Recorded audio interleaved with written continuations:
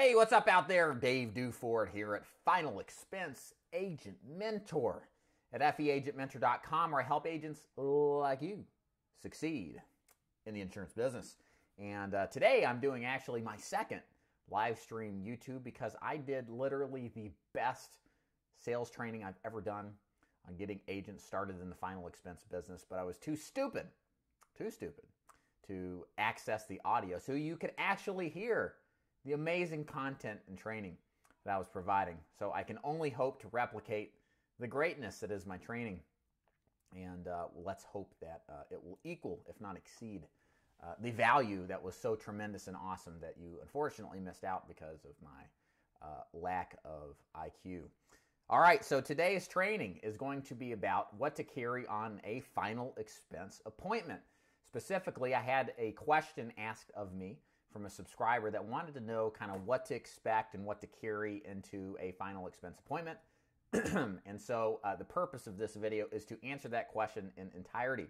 I'm going to take you not only through what I do or provide or carry with me on an appointment, but also what I do when I'm door knocking for appointments as well. So why don't we get started with the basics here. So as I'm moving and shuffling my junk around,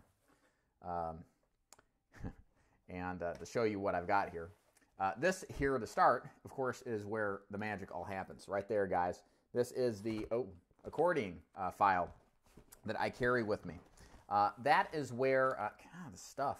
That is where I have my, more or less, all my training material or all my application material, I should say. So, for example, we can't do anything without the old calculator here, so I have that. And then brochures with companies that I write with, of course, applications, replacements, replacement forms, you name it, it's all in there. Somewhat organized, it's really not. It's like having a purse, you don't know where anything's in it. So anyways, I carry everything in here, throw all the applications in the back, and I just carry this bad boy with me. So the important thing here is to make sure you're carrying an Accordion file. So an Accordion file is it's what it sounds like. Like I said, you open the thing up. It's got multiple file compartments so you can put your stuff in there. I recommend a 9-folder accordion at the minimum. You can do a 13-file one. You can do one where you can have it on wheels if you want to, but usually if you have at least 9 to 13, that will cover multiple carriers you can carry with you in addition to carrying your completed applications if you're doing paper and pen apps as well as other material as well. So make sure you've got that. Otherwise, you've got you got a briefcase and everything's all out of sorts, and you look official too. You don't look like some average Joe. You're carrying a briefcase around. People will worry about you. Maybe trying to sell them something. So the Accordion file tends to do the trick, I think, and you're a little more organized because of it. Now, some other things, of course. When I approach the door, we'll talk about this now. Of course, you cannot not carry this. So this is the, as you can see, the magical, what is this? Clipboard, yes. More importantly, the lead card right here, guys. As you can see, this lead is 4 years old. Never give up on them until they buy. This is just something printed from my website I made for a few years ago. But anyways, the reason you carry the lead with you, it's really important for 2 reasons. Number one, if you're door knocking your leads, right? You knock on the door, right? And you show them, hey, you sent this card back, you put your signature right here, or you sent your card back, is this your handwriting? You direct their attention to what it is on the card, and it directs their thinking process to, did I do this or not? Or is this something that I did, or was it my spouse? Versus, who is this guy and he's trying to get me or something, all right?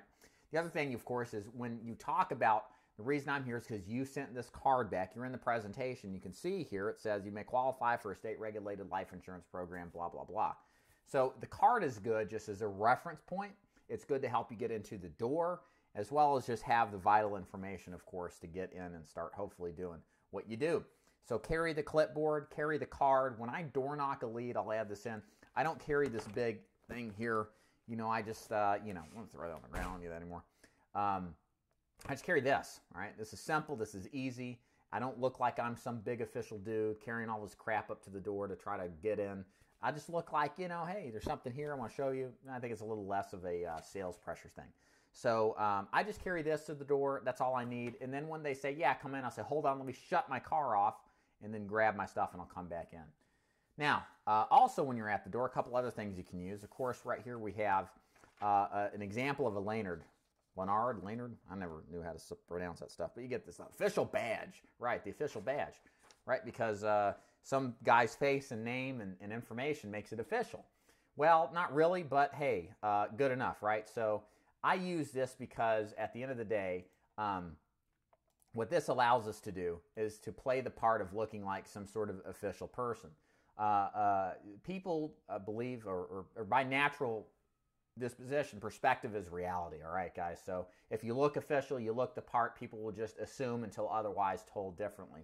So a Lanyard or Lanyard, whatever it is, and a badge especially helps play that. Now, I don't personally use one anymore because when you get good at this, you get comfortable, you know how this business works, you don't need to rely on some of these crutches to start, but boy, as a new agent, it's really useful. Again, you'll see them glance at you and then look back up, and it's just that initial thing that they're not going to sit there and just grab it and say, oh, okay, well, this is official. I can see you went to Kinko's. They're not going to do any of that stuff. They're just going to look at it, glance at it, and then just kind of begin to listen to you. So it just helps set the tone that you have a purpose, that you're there not because of any, random circumstance. So I would recommend new agents using it, experienced agents, and not so much. Also, if you don't see them at the door, I would recommend using this. This is called a delivery notice. A delivery notice. So a delivery notice is a sticky note. You put it on the door. You put final attempt. You put your information, their information, then the calling number for them to call you, okay? And then hopefully the goal is for them to call you and then you to turn around and go show up randomly without actually picking up the phone. So a couple of caveats here. So with the delivery notices, some states, they have caused agents to be fined. I know one agent in particular, I think he was in Utah. He got fined like a couple $1,000 for these things. So, buyer beware, I guess. You can use them. Just understand, I don't know what your state laws are, so just be prepared. But most people don't have any trouble, based on my experience. I've never had any trouble. But I will say this, the delivery notices, I always thought they were really good.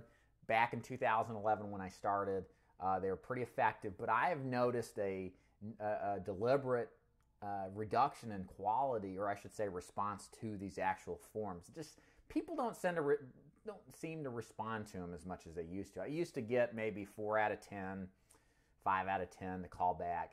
I may get 2, maybe 3. It's more like 2. It's just. I've talked to other agents, and it's just kind of the same thing. It's lost its ultimate strength, as it were. It's just not nearly as good as it used to be. So, but hey, it's cheap. You can find them online. If you don't know where to get them, let me know. I'll send you an order for them, and you can get them for yourself. It's worth taking the shot as long as you're not going to get in trouble from your DOI. So we talked about the delivery notice. We talked about the Lanyard, I never get that right. What am I looking for? Oh, yeah. Also, we can't, of course, forget the old telephone here. You bring that in if you don't have a regular calculator like I showed you, as well as to access your quote engine.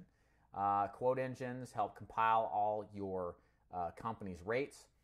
You can either do it individually at each company, or if you've got access to a quote engine like I do, you can use that. It's all web-based too. If you need a recommendation on where to go, let me know in the comments below. I'll tell you where you can buy it and get a discount too. Also, my program offers it for free. Usually it runs about $20, $25. But if you get in as an agent of mine, or you're in the inner circle, you get access to that for free. Also, make sure you bring in business cards. So there's my business card there. The main thing with the business card is mugshot, name, of course, phone number, email, and then what you do. I keep it easy. I'm a life insurance agent, okay? And I say I'm licensed in Tennessee, Alabama, Georgia. So, nothing complicated there. Just right to the point. But the main thing with the card, I forgot one more thing here before I toss on the ground. The most important part is the back. See here, right here. This is a magnet, okay? This, no pun intended, tends to stick around a little bit longer because most of our, not say most, but many of the people we see tend to be hoarders. And I promise you, if you give them a little paper version of this amongst the piles high of junk and mail they've had for like 30 years, it's not going to get found ever again. So if you stick this on the old fridge, we know most of these people go to the fridge a couple times a day at least, and there it will be if they need you, especially for those referrals. That's the idea. So I like the magnets, a little bit more expense, but it's worth the investment in my arrogant opinion. Okay, now we're summarizing up here. So we've got the card, we got the delivery notice, we got the Lennard, we've got the file folder, we've got the phone, we've got the lead, we've got pretty much everything you need. I'm just wondering if we're missing out on anything. I'm wondering.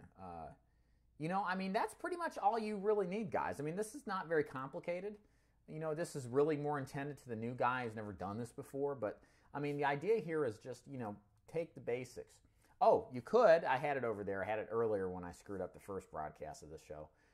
You can do everything online now, okay? So if you've got a tablet and you want to do e-apps, you want to do applications electronically, that is an option with probably about 80% of the companies now. So do that, and what you'll find is that will greatly reduce your amendments, any kind of issuing policy business, that kind of thing.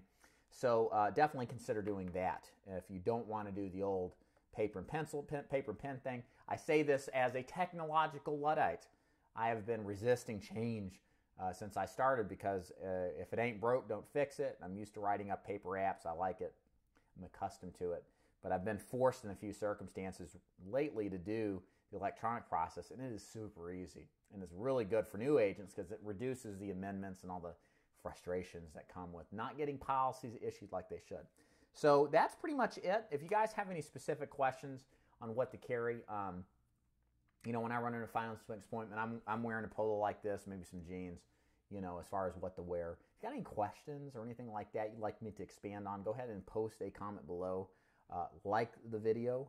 Also subscribe if you haven't. I do these daily videos, daily, Monday through Friday, on all sorts of topics, final expense, life insurance related, insurance sales training, all sorts of stuff with the concept and idea in mind to help people like you succeed in this business because you're desperately needed. More and more agents are retiring with each passing year, and there is going to be a deficit of agents that will be able to help the general population with their insurance needs. And it's incumbent upon me to help you survive in this business. That's why I do so much training, because I want you to survive, because then you'll thrive if you make it long enough, and you'll have a great career with great income earning opportunities, and you'll be able to help people and do a job that really a lot of people would love to do but just never do. So my name is Dave Duford. Make sure you do everything I just said. Subscribe, like, all that stuff. And make sure to check out Monday for more training. You guys have a good weekend, and thanks for tuning in.